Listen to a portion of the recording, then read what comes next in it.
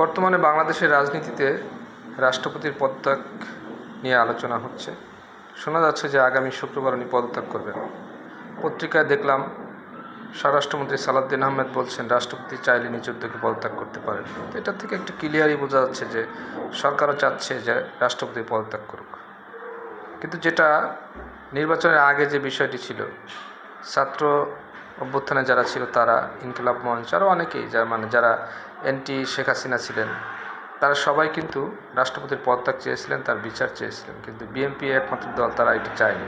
কারণ তাদের মধ্যে একটা ভীতি এবং আশঙ্কা ছিল, যদি রাষ্ট্রপতি পদত্যাগ করে, রাষ্ট্রপতির শূন্য হয়, তাহলে একটা সাংবিধানিক সংকট দেখা দিবে এবং নির্বাচনটি বিলম্বিত হবে এবং কবে নির্বাচন হবে তার একটা অনিশ্চয়তা তৈরি হবে।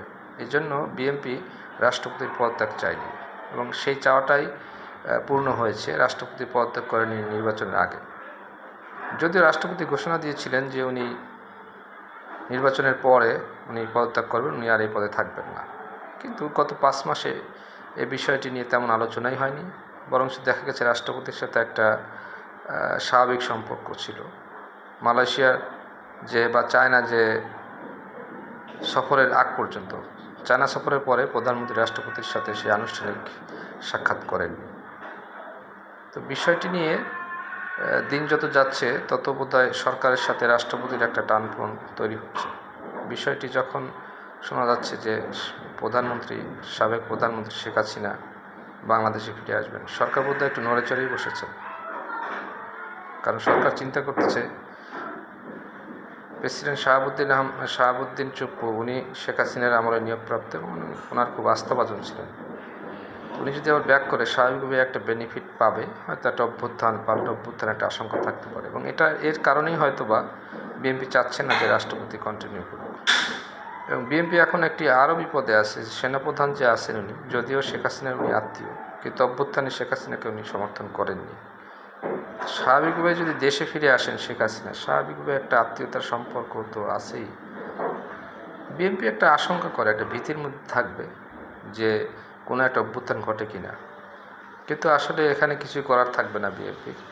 কারণটা হলো যে বাংলাদেশের সেনাপ্রধানকে তার মেয়াদ পূর্তির আগে যদি বরখাস্ত করা হয়, সেটা হিতে বিপরীত হবে।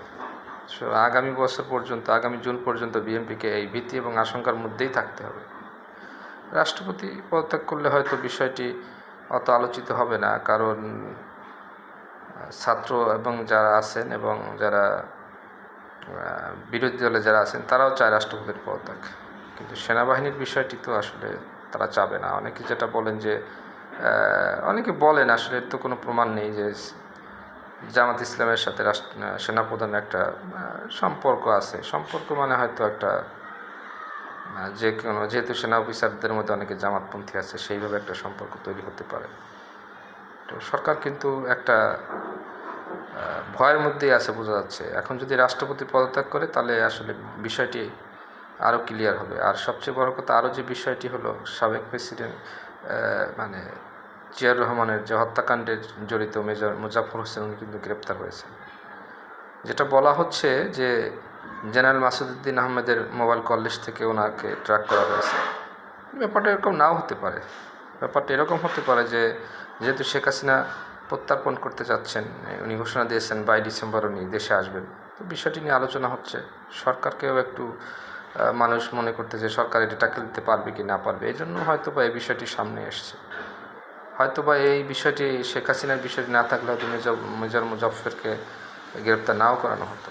কারণ যেটা দেখা যাচ্ছে যে বিএনপি জিয়াউর রহমানের হত্যা নিয়ে অত চিন্তিত না, এবং আমার কাছে মনে হয়েছে এটাই ঠিক ছিল। কারণ জিয়াউর রহমানের হত্যাকাণ্ডের পরে অনেক আর্মি অফিসারকে ফাঁসি দেওয়া হয়েছে। হয়তো বিএনপি মনে করেছে আর কত, অনেকের জীবন তো গিয়েছে, তো সে এটা নিয়ে হয়তো অতটা সিরিয়াস ছিল না।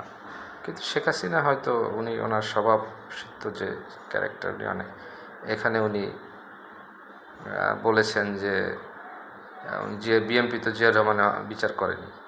যাই হোক, এখন আমার কাছে যেটা মনে হচ্ছে, বিষয়টি নিয়ে অন্যদিকে মন নেবে। এখন যেটা হবে, মেজর মুজাফফরের কাছ থেকে অনেক চাঞ্চল্যকর তথ্য পাওয়া যাবে। সেখানে হয়তো বা শেখ হাসিনার সাথে একটা সংশ্লিষ্টতা প্রমাণ করার চেষ্টা করলেও করতে পারে, আবার নাও করতে পারে। এখন যেটা হলো যে সরকার মনে হচ্ছে যে আওয়ামী লীগকে নিয়ে একটা ভয়ের মধ্যেই আছে। এর কারণটা হলো আওয়ামী লীগ পার্লামেন্ট না থাকার পরও তারা কিন্তু মানুষের কাছে, বাংলাদেশের সেই 18 বা 20 কোটি মানুষের কাছে কিন্তু তারাই বিরোধী দল হিসেবে আছে। যতই জামাত ইসলাম বা এনসিপি যত পার্সেন্ট ভোট পাক না কেন, তাদেরকে মানুষ মনে করে যে ওই 10% ভোটের পাওয়ার দাবিদার। টোটাল কথা হলো শেখ হাসিনার একটি ঘোষণায় আসলে বাংলাদেশের রাজনীতি বিভিন্ন দিকে মোড় নিচ্ছে। দেখা যাক সামনে কোন দিকে যায়।